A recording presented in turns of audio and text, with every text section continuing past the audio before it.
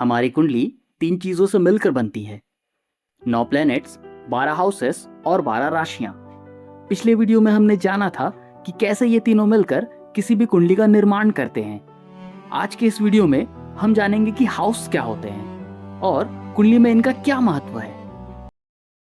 तो कुछ इस तरीके से हमारी कुंडली दिखती है। यहाँ पर आपको जो नंबर्स और सिंबल्स दिख रहे हैं, अभी इन्हें हम इग्नोर करेंगे। इस वीडियो में हमारा फोकस सिर्फ इन बॉक्सेस पर है। इन बॉक्सेस को ही हम हाउस या फिर घर या फिर भाव कहते हैं। यह है कुंडली का फर्स्ट हाउस। चाहे यहाँ कोई भी नंबर लिखा हो, हमेशा और सभी के कुंडली में यही फर्स्ट हाउस होगा। फिर अगर यहाँ से एंटी क्लॉकवाइज काउंट करें तो यह है सेकेंड हाउस, यह है थर्ड, यह है फोर्थ हाउस, यह है फिफ्थ हाउस, यह है सिक्स्थ, यह है seventh, eighth, ninth, 10th, 11th और 12th। यह हाउस हमेशा फिक्स रहते हैं। हमेशा यही फर्स्ट हाउस होगा, यही सेकंड और यही 12th हाउस होगा। ये 12 भाव दरअसल में हमारी लाइफ के 12 एरिया या फिर कहे हमारे लाइफ के 12 डायमेंशंस को शो करते हैं। जैसे यह है फर्स्ट हाउस, यह हमारे जन्म को दर्शाता है। ये बताता है हमारा अपीयरेंस कैसा होगा, हमारी पर्सनैलिटी, हमारा कैरेक्टर कैसा होगा। फर्स्ट हाउस बताता है कि हम कौन है, हमारी आइडेंटिटी क्या है। ठीक इसी तरीके से यह है सेकेंड हाउस। हमारे जन्म के बाद हमें इस धरती में जीवित रहने के लिए या फिर कहे हमारे बॉडी को सस्टेन करने के लिए हमें किन किन चीज़ों की ज़रूरत पड़ेगी, वो सब ये घर बताता है। जैसे फूड, फैमिली, हमारे रिसोर्सेस और वेल्थ। उसके बाद यह थर्ड हाउस। थर्ड हाउस हमारे पराक्रम, करेज और एफर्ट्स को बताता है। हम कितना मेहनत कर सकते हैं या करेंगे और किन चीज़ों के लिए मेहनत करेंगे, ये सब थर्ड हाउस बताता है। लेकिन मेहनत इंसान किस चीज़ के लिए करता है? इंसान मेहनत अपने किसी न किसी वांट्स को पूरा करने के लिए ही करता है। ये वांट्स थर्ड हाउस ही है। लेकिन जब इंसान अपने इन वांट्स से आगे बढ़ जाता है, तब उसे रियलाइज होता है कि उसे वांट्स से ज्यादा सुख चाहिए, पीस चाहिए। फोर्थ हाउस आपका सुख है, पीस है, कंफर्ट है। फोर्थ हाउस है मन की शांति और वो सारी चीजें जो इनसे एसोसिएट करती हैं, जैसे आपका घर, आपके घर के फर्नीचर्स, आपकी गाड़ियां।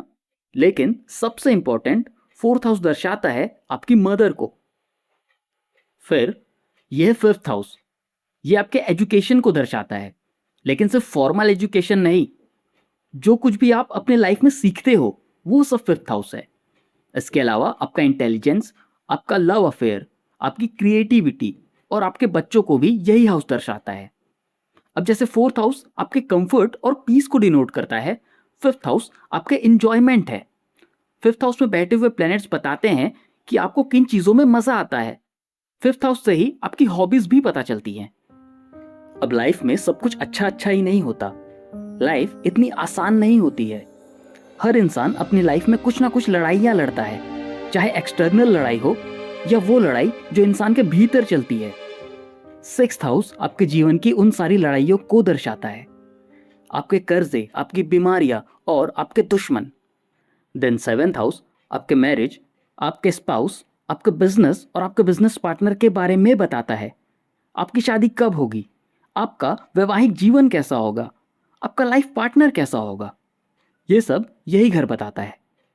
अब बात करते हैं एट्थ हाउस के बारे में।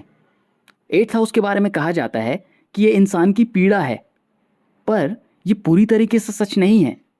एट्थ हाउस दरअसल में ट्रांसफॉर्मेशन को दिखाता है। अब गौर करना, इंसान अपने जीवन के किसी न किसी दौर पर आकर पूरी तरीके से चेंज हो जाता है। इस तरीके से बदल जाता है कि जैसे ये उसका नया जन्म है, एक बिल्कुल ही नया इंसान बन जाता है। ये सब एट्थ हाउस की दशा में ही होता है। लेकिन जन्म पीड़ादायक होती है। एक नई इमारत बनाने के लिए पहले पुरानी इमारत को तोड़ना पड़ता है और ये पूरा प्रोसेस कष्टदायक होता है। इसीलिए एट्थ हाउस को कष्ट या पीड़ा का घर कहते हैं। पर ये पीड़ा, ये कष्ट, ये ट्रांसफॉर्मेशन आपके हित के लिए ही होता है। अब अगला है नाइन्थ हाउस। इस दुख से भरी दुनिया में जब आप बिल्कुल थक जाते हो, आपको ऐसा लगता है कि अब तो सारे दरवाजे बंद हो चुके हैं, और जब आप बिल्कुल हार मानने वाले होते हो, तब जो हाथ आपको आपकी तकलीफों से निकालता है मुश्किल वक्त में जब कुछ समझ नहीं आ रहा होता, उस वक्त जो गाइडेंस बन के आपके पास आता है, और सारी तकलीफों में भी कई लोगों को एक उम्मीद होती है ना कि एक दिन सब कुछ ठीक हो जाएगा। वो हाथ, वो गाइडेंस और वो होप, वो रोशनी ही है नाइन्थ हाउस। नाइन्थ हाउस को फादर और गुरु से एसोसिएट किया जाता है, इसीलिए फादर और गुरु की हमेशा रिस्पेक्ट करनी चाहिए, क्योंकि अगर आप इनसे अपने संबंध बिगाड़ेंगे या इनको तकलीफ पहुंचाएंगे तो आपका नाइन्थ हाउस खराब होगा। ऐसे ही नहीं नाइन्थ हाउस को भाग्य कहा गया है। देन ये है टेंथ हाउस। ये आपके प्रोफेशन, आपके करियर और आपके ऑक्यूपेशन को दर्शाता है। लेकिन ये हाउस सिर्फ यहीं तक सीमित नहीं है, ये आपके कर्मों को भी दर्शाता है, और हम इस धरती पर कर्म करने ही तो आए हैं।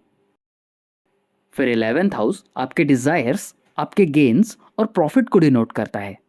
यहाँ जो भी प्लेनेट होगा वो बताता है कि आपकी इच्छा कैसे पूरी होगी।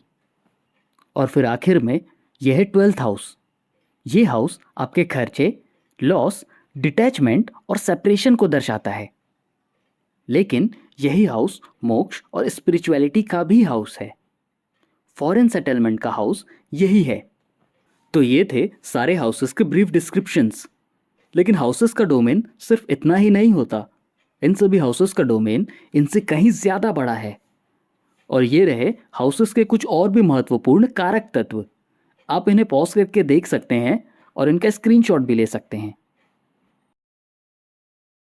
सारे हाउस आपके किसी न किसी बॉडी पार्ट और किसी न किसी रिलेटिव को दर्शाते हैं। उन्हें जानने के लिए आप ये दोनों वीडियो देख सकते हैं, लिंक डिस्क्रिप्शन और पिन कमेंट में है। इसके अलावा अगर आपको एक एक हाउस को डिटेल में जानना है तो मैंने ऑलरेडी 3 हाउसेस पर डिटेल में वीडियो बना रखी है, आप उन्हें भी जाकर देख सकते हैं। मैं उनका भी लिंक डिस्क्रिप्शन और पिन कमेंट में दे दूंगा। तो आज के लिए बस इतना ही। मैं आशा करता हूँ कि आपको ये वीडियो समझ आई होगी।